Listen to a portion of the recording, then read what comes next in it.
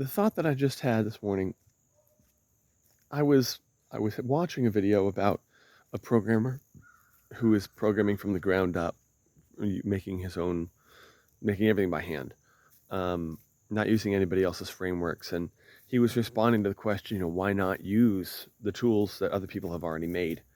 And his response was based something like, that would be like asking an MMA fighter, well, why not just learn how to use a gun?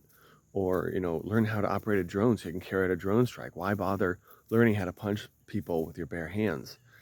Um, and that was making me think about just coming back to war games as as an expression of um, a people's strength, coming from their relationship with the land, their culture, their relationship with their food, right? People that have a lot of good nutrition and youth, they grow to their full stature. People who are deprived of essential nutrients in their growth, they grow less and they're stunted, right? So when you have these war games between peoples, it really highlights these differences, and people can say, look, we're stronger over here. We have a better food source.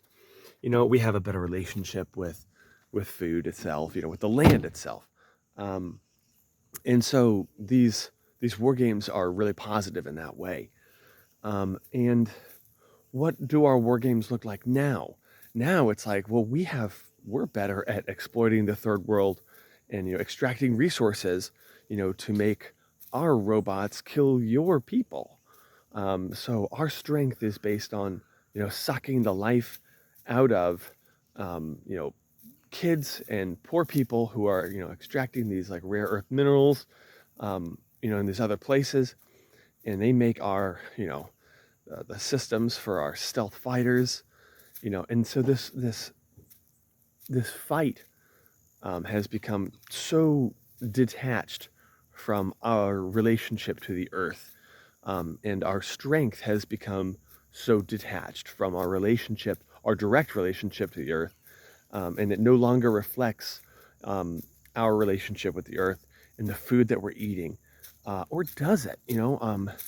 Is this the kind of war game that people eat when they're eating processed foods that come from tortured animals, or come from plants that live in a giant grid of similar plants with no interconnection to other species, and they're coated in pesticides, and they're basically just like grown in a vat.